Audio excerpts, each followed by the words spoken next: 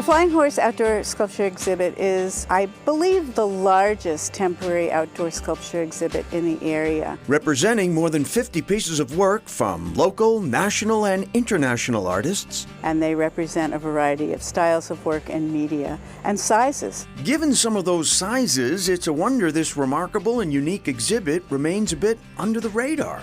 It was the brainchild 10 years ago of Judith Klein, who saw her workplace as the perfect setting for outdoor sculpture and public art.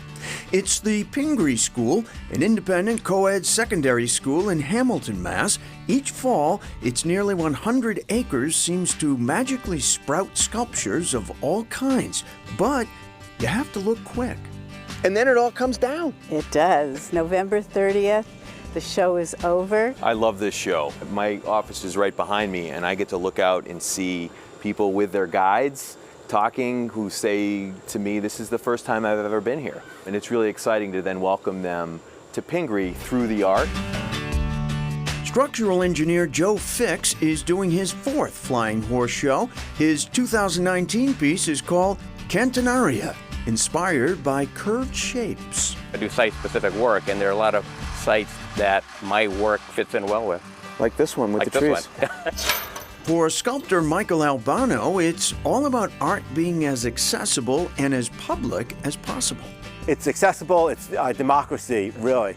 You know, it's art for the people. It's the best backdrop for an outdoor sculpture. Every fall's a little different, and it feels like every fall we transform because of this show.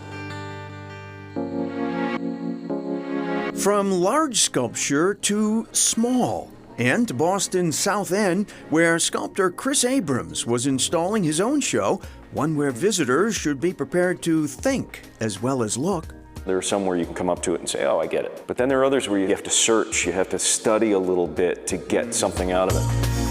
A member of Boston's Sculptors Gallery, Abrams' show, Lie of the Land, is his third here, and it's one he admits draws on being both a teacher and a keen and concerned observer of where the nation is at just now. It seems like we've talked about nothing but walls for the last, several years. And this is kind of a thought about, where does that ultimately lead? I do have one question, Chris. Who paid for this wall? Even Abrams' largest piece, Continental Divide, hides nuance and subtlety. I see you're over there on the red side. I guess I'm on the red side right now, yeah.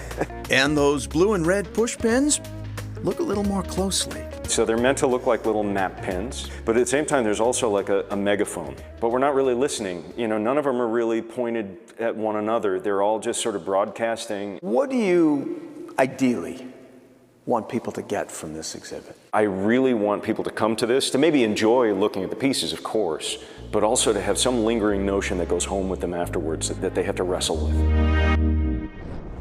A periscope cane. Correct. Question: did you know that this, and yes, even this, all fit in a walking stick? Chopsticks? Yeah, well, you got your chopsticks and your knife. Hey, this is tortoiseshell. It's illegal to trade in that today. Didn't know that either, did you? Bill Dixon is something of an authority on canes and walking sticks. After all, he owns over 1,000 of them.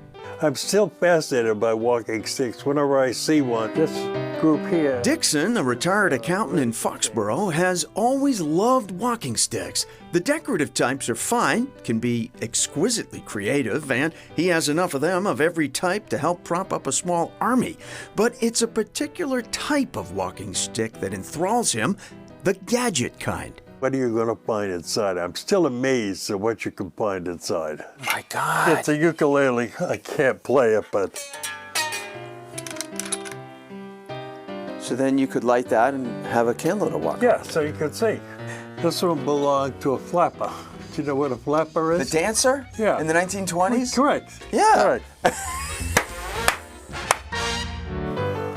Oh, whoa. Oh yeah, a sword in a cane.